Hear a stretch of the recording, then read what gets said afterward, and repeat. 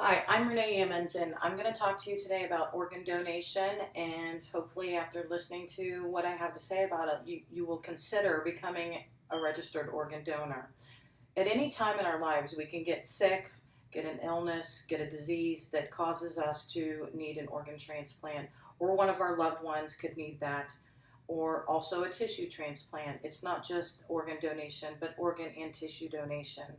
Um, right now, they're listed on the U.S. Department of Health and Human Services website that approximately 18 people die each day from not getting an organ transplant. Now, also with me being a registered nurse, I encounter a lot of patients and their family members that live with chronic organ failure, and they have to be maintained on dialysis, or they have a bad heart and they're on a transplant list, and their family doesn't know um, when that's going to happen because there's such a high need for people to be registered organ donors.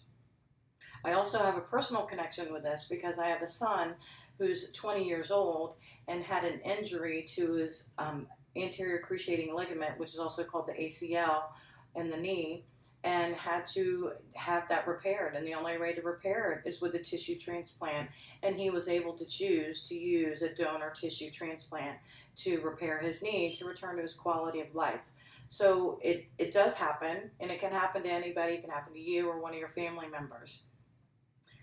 Like I said, the U.S. Department of Health has a website on organdonation.gov, and it gives a lot of statistics. So what I'm going to discuss with you is the facts about organ donation, some of the causes that prevent people from being an organ donor, and what you can do to change the statistics in the United States. In 2012, the U.S. Department of Health and Human Services listed that there was 28,051 organ transplants, about 79 per day that was done.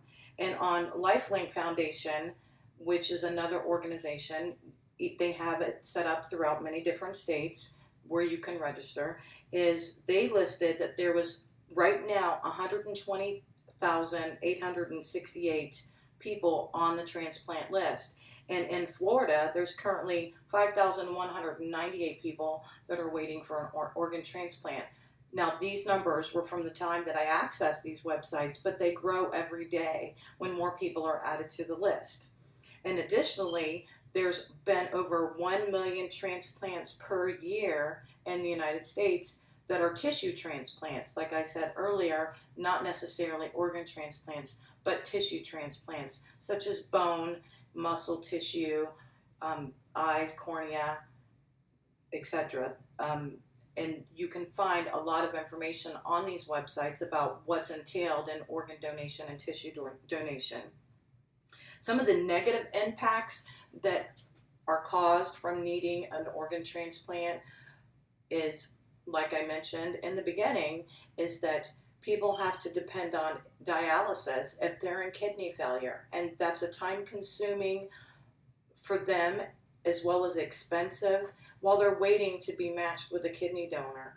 Or if somebody has a failing heart and their only option is a heart transplant, then they have to also live with an artificial heart at extreme cases. And that is another big impact and inconvenience on people to have to live this way. It's a big negative impact. So as you can see, there's a huge increase, or there's a huge amount of people that are in need of organ transplants, and additionally those that are waiting for a long time because of waiting for a positive match, and in the meantime their quality of life is decreased because of what they have to live with. And there's another website, Mayo Clinic, from the Mayo Clinic, that has this information about don't let these myths confuse you. And the myths that I'm talking about is causes why people don't become a registered organ donor. And some of them is listed on this website, and I'm just going to give you a few of examples. And what I've found in my research is that people will say, if the medical team does not know, if they know that I'm an organ donor, then they're not going to work very hard to save my life. Well, that's absolutely not true. Nobody it's not known whether or not you're an organ donor when you come in to the hospital unless you've made it clear that you don't want to be resuscitated and you're an organ donor. But when somebody comes in a life-threatening situation, as a nurse, as an emergency room nurse, we do everything we can to save you unless you have a DNR status that says not to. It has no effect whether or not you're an organ donor. Another myth is that people feel that it's against their religion. And in that circumstances, talk to your spiritual advisor, talk to your pastor, whoever that you speak to on your spiritual beliefs on whether or not it's against your religion or is it more your personal beliefs. And then another myth that people believe in is the financial burden, that there's going to be a financial burden placed on the family if they choose to become an organ donor. And that again is not true. The all cost incurred from being an organ donor is covered by different organizations such as Lifelink Foundation and so on and so forth. Those expenses do not trickle down to your family and cause them more expense because you chose to be an organ donor. Now, in my survey, when I did my survey of the audience, it was interesting to find out that 7 out of 8 of you said nothing was preventing you from becoming an organ donor.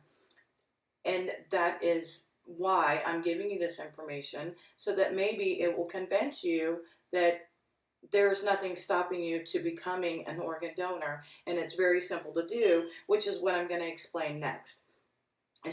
We can all be a part of the solution to this problem by having more organs available for the people that are out there.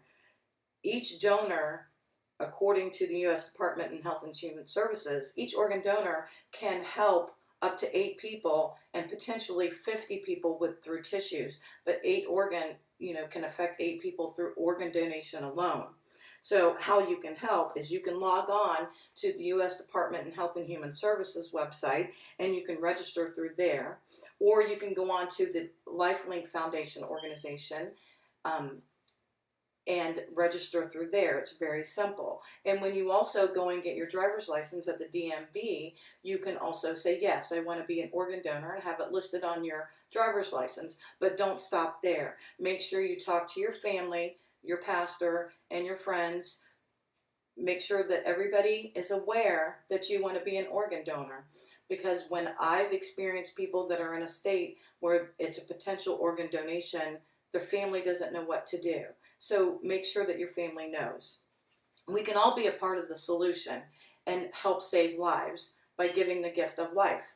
And you will see that on a lot of these websites, Give the Gift of Life. And I'm going to refer back to my audience survey, is that 86% of the people that responded to my survey said they were not an organ donor or registered organ donor, but they would receive an organ donation if they needed one or if their family member needed one. So if you're willing to receive the gift, be willing to give the gift and go on and become a registered organ donor today. Thank you.